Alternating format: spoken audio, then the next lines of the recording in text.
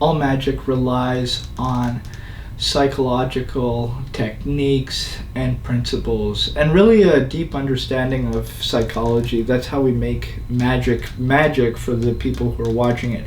We have to understand what's going on in their heads as they're watching what it is that we're doing.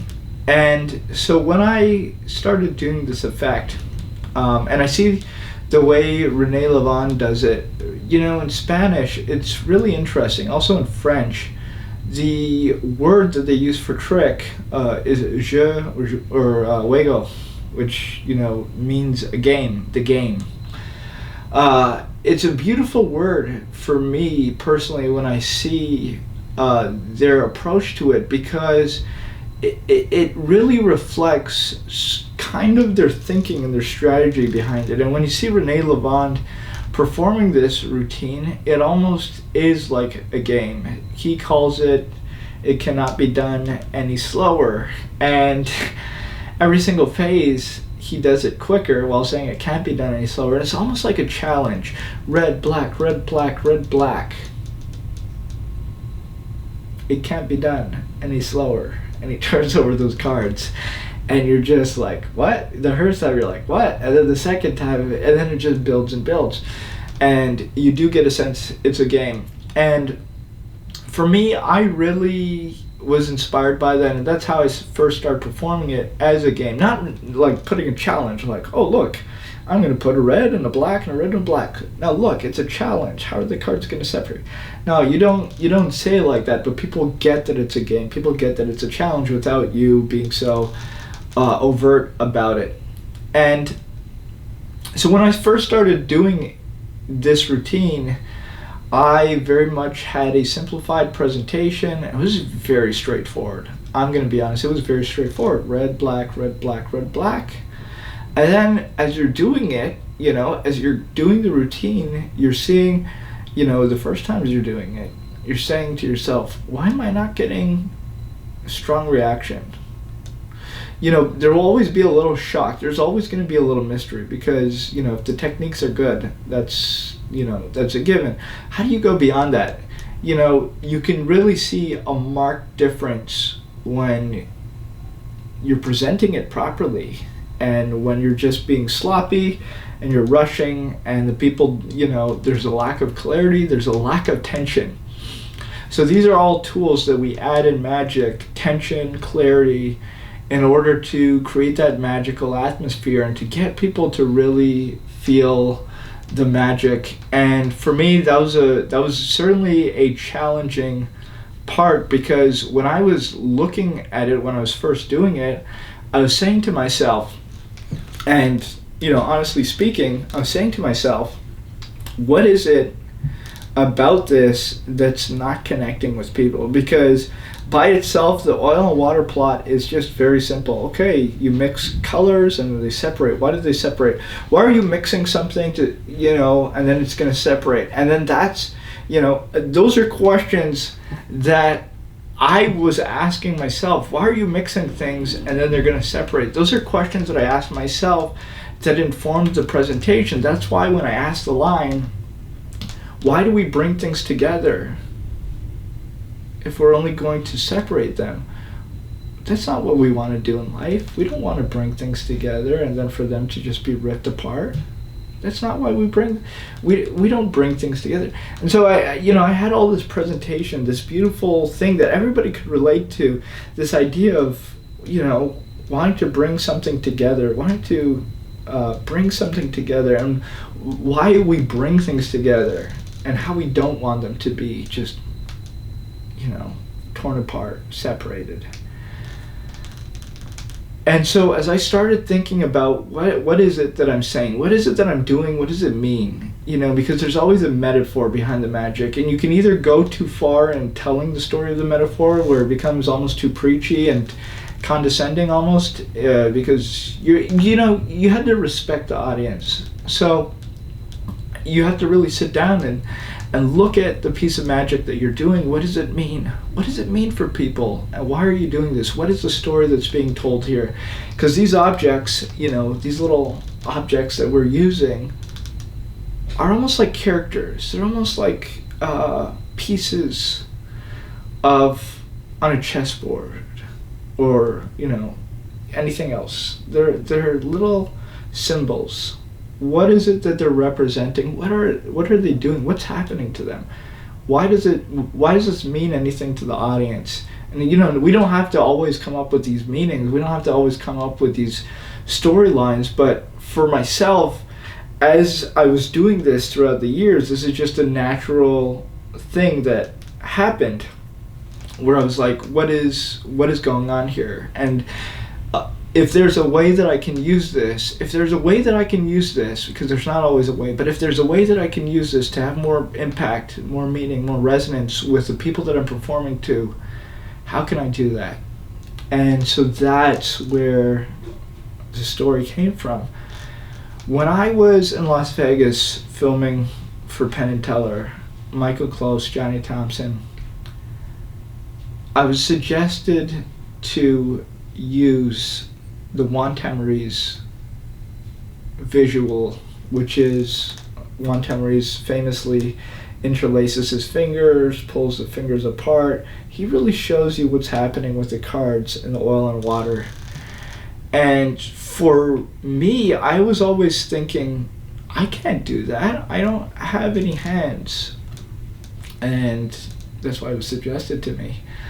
Why don't you do it with somebody else? I thought, somebody else, how am I going to explain this? What is it, what are they doing the magic? Am I doing the magic? I didn't understand it, so I had to sit down and make it make sense. And then there's patterns in magic, things that people understand. People intuitively understand symbiotic magic. They understand cause and effect. They understand that maybe if you do something over here, that the same thing might happen over here. This is where we get those traditions of magic, of people, the most common one that we would know about today, somebody having a voodoo doll, and the voodoo doll represents somebody. It's tied to somebody. Maybe it's tied to somebody you don't like, and so you do bad things to the voodoo doll, and then whatever you do to the voodoo doll happens to the person. We understand that, okay, there's some sort of magic going on, there's a cause and there's an effect, there's a symbiotic relationship, there's things that are connected. We don't necessarily understand how they're connected, but we understand that they're connected. And we can do this intuitively without anybody really explaining to us. As soon as we see something, because so much of our physical reality is tied into observing reality, observing cause and effect, we put these things together when we're just looking at stuff. We understand that there's consequences for doing stuff, and maybe if we do something over here, there will be an effect over there. And usually we don't think about this in terms of a magical thing, but we do understand just that principle, that idea, that metaphor. We've seen it in popular culture, we've seen it historically through literature, film, all sorts of stories. We understand it. So for me, that was something that was very potent. This idea of, look, your fingers are interlaced. We have red and black and red and black and red and black, each finger being a color. The same thing is happening over here that's happening down there. But I wonder if we do something up here, maybe something happens down here. Now the person's saying to themselves, okay, I get it. And that was a changing point for me, and really giving the power to the spectator. It's also a very beautiful thing. And I'm telling the spectator, and because there's different characters and different causes that we have in magic. Like sometimes I'm always the magician, but I'm not always doing the magic. Or if I'm doing the magic, maybe I'm doing it a roundabout way. But this is getting the audience involved. Look, I do nothing. But look, if you pull your fingers apart, you pull the colors apart. They understand all this stuff intuitively, and they understand how it relates to the cards. They may not believe it. And that's when you show. That's that tension, building that tension. Letting them observe you putting the cards down. That tension, and then revelation, that contrast, that initial contrast, they see with their own eyes, red, black, red, black, red, black. They see it very clearly. Their fingers represent that. Pull your fingers apart. Put one hand on top of the other. If you do that over there, the exact same thing happens over here. They understand. Now, for the people, they're imagining the magic happen because they're seeing this. And they're seeing this. This is, the magic ritual for them. They're understanding there's something magical happen. But because the way the cards are aligned, they don't know that it's happened yet. And it also defies their understanding because they're always seeing individually the backs of the cards, spread out, mind you, the backs of the cards. So it becomes even more unfathomable. How is it that the cards change place? And that's, building on that mystery, adding that mystery, that visual certainly adds to that mystery, and then turning it over, that revelation, that sweet moment where you are confirming, the spell worked. Magic's real. It's a beautiful idea. So you have that happening from a magical aspect. When we get to the end, well, before we get to the end, we have everybody interlace their fingers. I love that because, we're talking about unity. How do you bring an audience? Audience is comprised usually of people who don't really know each other. Maybe 2 people will know each other, 3 people, 4 or 5 people. You'll have small packets of, small groups in the audience who might know each other.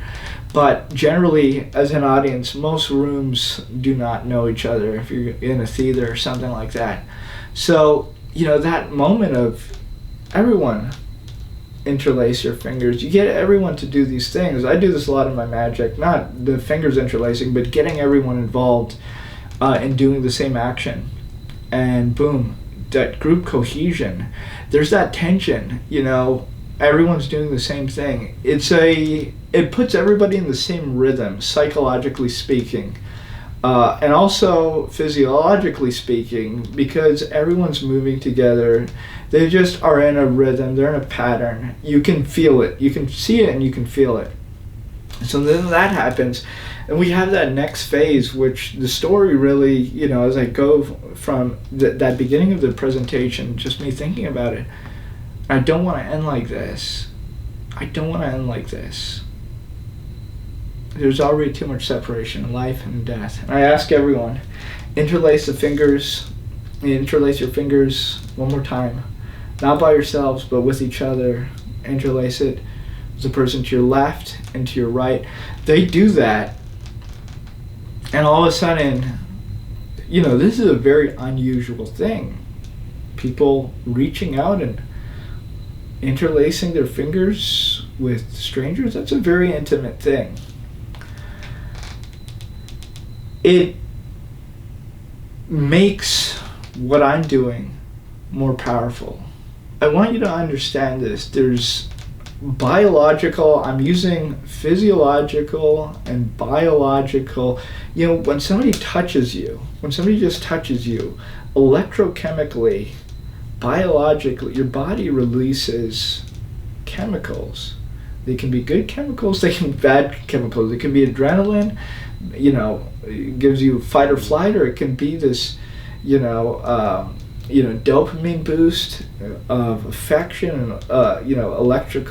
You get, there's something going on here. It's the same thing when you interlace your fingers with strangers or their friends or family, whoever it is.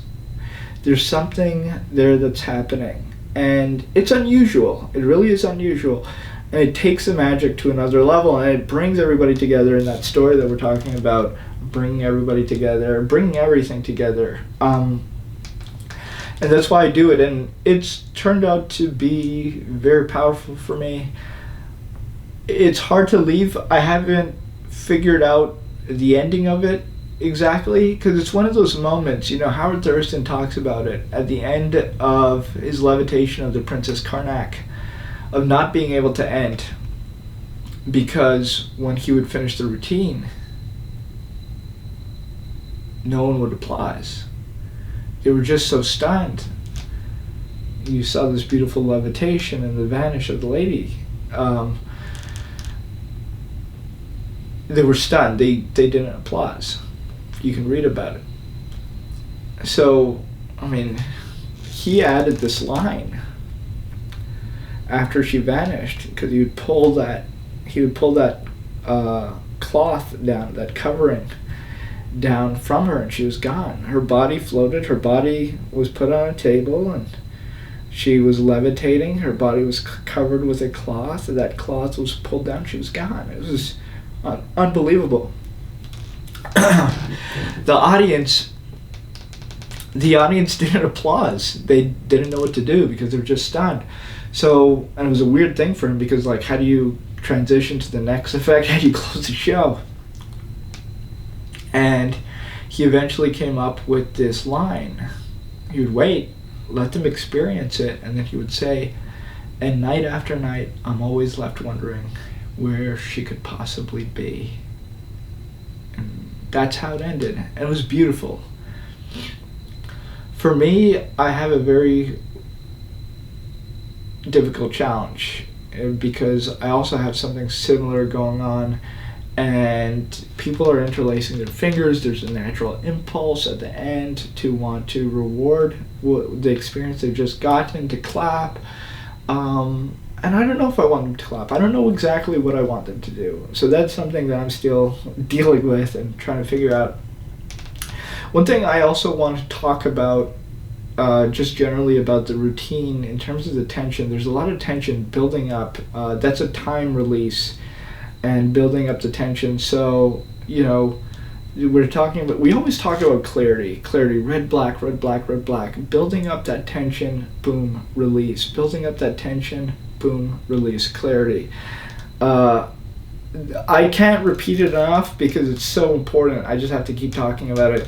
But there's also something that's happening in the routine with the way that the cards are being laid out. And this is something that I got from Renee Levon, which was just this almost hypnotic suggestion, where you're almost seeing like a serpent. You're not seeing a serpent, but just the moves are so smooth, they're hypnotic. You're not questioning anything. It's just flowing back and forth and back and forth, and red and black and red and black and red and black. And it's just so smooth that you're not questioning, because there's a lot of things that go on where you're not showing certain cards, obviously. And you are, you're placing cards down in certain ways, which I talk about. But a lot of this happens and is possible because of just that psychological smoothness, of just creating that environment where it's just smooth. It's almost hypnotic. And I had a great compliment. I remember I was at a convention, and someone came up to me and they were like, I was totally hypnotized. And they weren't talking about like how people usually talk about being hypnotized, like, oh, I was hypnotized by your show, it was so amazing, I was hypnotized by it. No, he was like, I was literally hypnotized. Like, I was just, going back and forth and back and forth. And this guy was really curious about what I was doing. And most people don't, realize what's happening to them, but they actually do go into a slight hypnotic trance with the movements. We all do when we're listening to a beautiful piece of music, or we're watching a sequence in a movie and it's just beautiful. We're watching a dance, we're listening to a symphony. We sort of get taken up by the music, by the words, by the actions, by the motion. It's almost like if you've ever been at the edge of a lake or the edge of the ocean, and you're just staring out, and the waves are coming towards you, and there's nothing really happening. There's nothing really happening, but you're just taken into the motion. It's happened to me several times where I'm just looking at it. Time just disappears. And that's sort of, you obviously want people to be engaged, you want them to follow, but there's certain moments where they're just drawn in. That mind that is just, it's an active mind, mind you, but it's not fully active. It's very passive. It's receiving the transmission, it's understanding the transmission, but there's no resistance. That's what I mean when I say it's active, but it's not so active that there's a resistance, where it's questioning.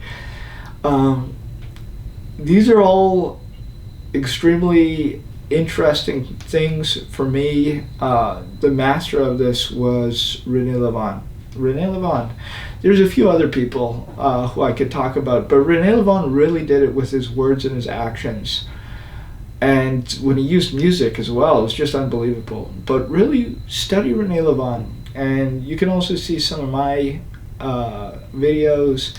I mean, René Lévon has a few years on me, so I think he's just so much more advanced in it than I am. But it's definitely something that I learned of and that I apply to my work and that I appreciate, so please check that out. In terms of psychology, always ask yourself, is the magic connecting? Is it believable? Is it real? Does it feel real? Is it connecting with people? And these are the things that I ask myself and that I constantly test when I'm working on this material. So hopefully these psychological aspects help you. If you do have any questions, please send me a message. I will be more than happy to give you my thoughts. Watch the video, watch the explanation, because I really do my best to go into as much detail as I can. And I go into more detail than probably most people would want to hear, but I really try to give my best because I want people to have a complete understanding. I don't want to leave people without the proper tools. So I'd rather give more than not enough. Hopefully it's not too much and you're not bored to death. But watch the technical details. I do that in the presentation. In the presentation I do one thing, which is the real presentation, and then I love to do the second thing, which is what Ascanio called, just tell me how it's done and I'll make it work. So he used some line like that. So in his book, sometimes you have a beautiful piece of magic, and the explanation is literally like 30 pages long. It's a long explanation. And then after that, he'll give you a very short version of it with just the techniques and tell me how it's done, and I'll make it work. And that's what I've also included. So you don't have to, if you just want to look at a small technical detail, you don't have to listen to me talk about a specific technique until you're sick and tired of me. So I'm leaving that for you and to you. Hope you enjoy the explanations, and also enjoy all the extra videos and content that we're adding in this. Hopefully you get something out of it. Thank you for watching.